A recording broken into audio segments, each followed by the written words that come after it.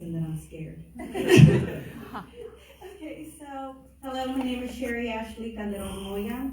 Before I begin, I want to say congratulations to my peers for getting where you are today. Sit right here. Okay, so congratulations for getting where you are. We will walk with honor, remembering the path we have to take to get here. Let's also give a round of applause for all the members who made this event happen, so thank you very much. I am here today with three very important people in my heart that I will talk about when I tell you my story, like the first Prince of Bel-Air. But I believe that, like many of you, I am the living, breathing example of what it is to be a member of a special population. I will tell you my story in hopes of getting us started on our emotional thank yous to all of those who helped us get where we are today. My mother is from Mexico and was forced to leave school so she may help pick strawberries on the fields along with my aunts and uncles. She was raised with only an elementary education and suffered much abuse growing up. My father also came from an abusive background, a single mother, and fleeing from the war in El Salvador. On his path to this country, he almost drowned, my heart. Saw many pass away and faced much physical abuse. All of this caused him great PTSD. I was raised in the generation of the machista culture, where the woman stays at home, cleans it, and raises the children. They did not drive, they did not have a license, they did not have an education. The men worked and were expected to help in raising the family from a young age. They too did not have an education. As the culture, it was pushed that they got married at a young age. Well, I see nothing wrong with this culture. It was pushed onto all the children for generation. With it came generational trauma and abuse. I too suffered many types of abuse, including physical, verbal, and more. This came from being raised with a father with PTSD and a mother struggling with depression, who didn't even know it, because in our culture, that is made up and it's in your head. Many times my mother tried to leave due to seeing her children and herself stuck in poverty. You see, we never had a full meal. We never had all the utilities on at once or a refrigerator with enough food for all of us. However, who would want to hire a woman with no education, no form of transportation, in need of childcare with no documentation? There was no support. Many times she called the police, but he fled each time. And at a point, the police stopped showing up. She called many women's shelters, but there was never enough space for a mother and 3 children. She was alone. We were alone. Moving on a few years later, I was still stuck in this vicious cycle. I am now in 3rd grade, where I was asked, what do you want to be when you grow up? Many children replied, a teacher, a doctor, a police officer.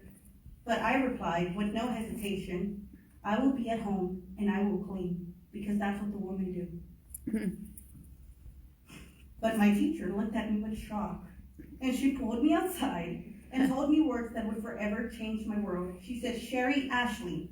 She always included my middle name. Sherry Ashley, you are very smart and a dedicated girl. You can be anything you want in life. I replied, but my dad said. She stopped me. You don't let anyone tell you who you can be or what you can be. Stay focused in school and go to college. What's college? I asked. She told me, it's a place where people go to get a career, and you will go there one day. That day, I went home and I told my family, I will go to college. And my father laughed. My mother put her head down. Mija, we just can't afford it. Plus, it's really far, and you can't drive. My father looked at me and said, college is just for the elite. However, when my 3rd grade brain heard, and being a middle child, you will have to find a way to pay for college and learn to drive. So you see, because I had to, because my teacher told me I could. The teacher who made home visits, the teacher who brushed my hair at school, that made sure I ate when I was late, the teacher that made me a backpack buddy, the reason we had a turkey on Thanksgiving, shoes without holes, and presents on Christmas. She believed in me, and I was not going to let her down. Through the years, I went to visit her, and she always told me how proud of me she was, and she showed me off to her students, always the same reminder: focus on school. And so I did. So I focused on school, but the bullying at the school and the abuse at the house made it hard. At times, it was just too difficult. However, I got a new motivation. 2 little brothers came to creation. I had a second wind, and with it, a new personality. The little girl had a purpose now. She would have to save her family. She would no longer be scared. Everyone saw the change, so much so that my father tried to make me clean the house, and my mother would stand up and say, "Sherry will not clean. Sherry will be a professional woman." And with those words came power. With those words came dedication. With those words came the foundation to my future. Every time she said it, I believed it a little more. I stayed in this house, stuck in the cycle of pain, until my father crossed the line one day. In one of his PTSD episodes, he put his hands on my baby brothers. That day I left. That day I became a woman. I was 13, but I left. I ran away, and I didn't come back. How can a 13-year-old run away? She steals her mother's car, and she teaches herself to drive it. Yes, I know I was a very great daughter. Regardless, I told myself I would not return until the day I could take my siblings with me. I worked 3 jobs and went to school. I graduated high school early. I was alone on my path with no one to teach me how to enroll or pick classes, and what in the world is a FAFSA? And why do I need my parents' information? I was so lost. I graduated early just to wait a year because I refused to talk to my father. This happened until I learned of a dependency override, where with my help of my pastor and my teacher, I was able to get a special circumstance to receive financial aid to attend college. I would be working 3 jobs on top of being a full-time student, and I had a dependency override every year. And what career did I choose? Nursing. It's funny to me now that I think of it. Let's skip forward a few years when I was working 3 jobs and I got a call from my childhood. My mother, our house was on fire, and my parents had lost everything. My family had just become homeless. I took them all in, and I helped my parents get an apartment by selling food. Yet when it was time to leave, I told them I would be keeping my younger brothers. Mm-hmm. I told my mom she could have them back when she left my father. Now, why do I find it funny that I picked nursing? Because see, life has a way to put you where you're meant to be. While working as a waitress, they broke into many vehicles, including my own. They broke my steering wheel and my other parts, making the car undrivable. As I would change at work after school, I had a big bag with all my supplies, textbooks, laptops, USBs.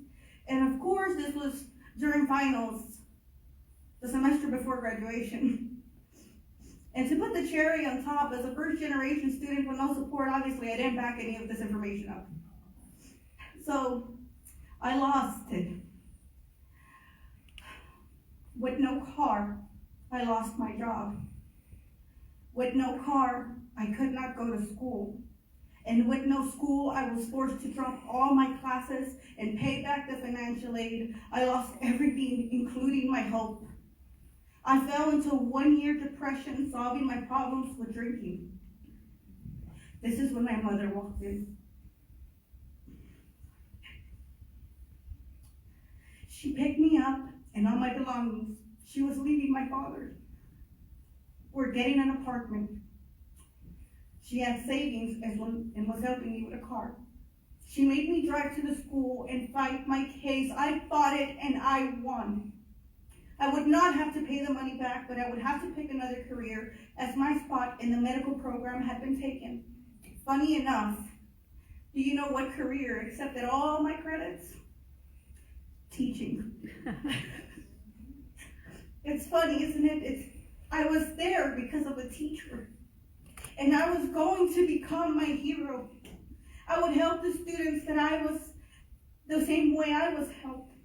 Life tried to break me many times, and it almost succeeded. Between the trauma and the pain and the exhaustion, I was almost not here today. I woke up to a mother in tears, begging me to never attempt something like that again. She told me, "You can't let it win." You see, when you are meant to break the cycle of abuse, a cycle that has been going on through generations, there is an evil that will try to break you. Yes. You need to promise me that you will not let it break you. I can't lose you. Seeing that pain in my mother's eyes, I received just the right push to graduate with my bachelor's degree. It took me 7 years, but man, I did it. You see, this is where I'm supposed to say my happily ever after. But this is life, and I'm not standing here today for a bachelor's.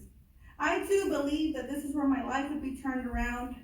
Yet I had an old 1997 van that had broken down, and I was supposed to start my new job as a teacher. And they don't pay you till you're working like 3 months, so I had no money. But I was lucky. I found a mechanic that would go to your house and fix your cars at your house. Oh, he was handsome. So handsome that I made him my boyfriend. Not just for his good looks, but the support he gave me. From day one, he took me to work until my van was fixed. He would stay late at work to help me with my responsibilities. My first year teaching was very difficult, for you see, I was getting all those students because I was new and I wasn't friends with the teachers. When I asked for support from administration, this was my response: you need to be placed on a growth plan, because it seems that you are the problem, and maybe you were just not meant to be a teacher. Many nights I cried into my boyfriend's arm, wondering if I had made a mistake in the career that I had chosen. Has anyone ever heard that saying, "It's not me, it's you"? Well, in this case, it wasn't me, it was her. So I realized this at the end of the year when we were told by the district that our principal was going to be removed due to many, many complaints. We got a new administrator, and with this new administrator, I reached new heights. I was awarded Bilingual Teacher of the Year. My students had the most growth in the entire campus. I was a presenter for our district. I was the hero to many children like I once had, but there's always a but. I was not blind. And I saw great teachers leaving the field, and I saw so much burnout, and I saw extremely high turnover rates. I saw teachers retiring early. When I asked, "Why are you leaving? You're so great." There is no support from administration. So what did I do? I decided that to help more students, I had to help the teachers. And to help the teachers, I would have to go back to school and to get my master's degree in educational leadership. So I did just that. But I did not do it alone. I had a mother who was always a listening ear, a boyfriend who woke up early to make my breakfast every morning, who made me dinner and took it to the computer while I worked sunset to sunrise on my PASO and other principal examinations or assignments, a boyfriend who put his dreams aside so that I could accomplish mine. I received so much support from my family, my boyfriend, and always remember the teacher who told me that I could do it, and so I did. So where is my happily ever after? My mother, if you could please stand.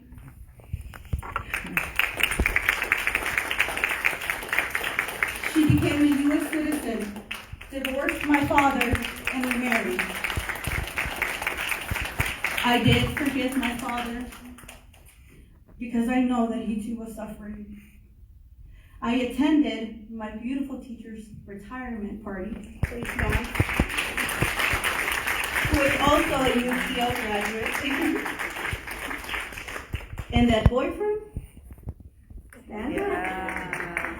I married him.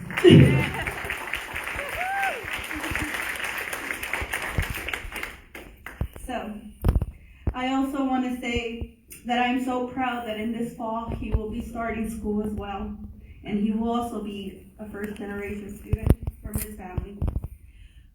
So, I will be graduating this Saturday with a 3.9 GPA. But when I cross this stage, I will not be alone. I will be walking with my parents. I will be walking with my teachers. I will be walking with my husband. I will be walking with my siblings, because out of 5 children, many aunts, many uncles, many cousins, one made it. I graduated. And now her children and her grandchildren will attend college one day, as well as knowing that college is not just for the elite, not just for the men, and that we hold our destiny in our hands. I will be walking with the sound of a broken chain. The chain of abuse, trauma, and the cycle of being another statistic has been broken.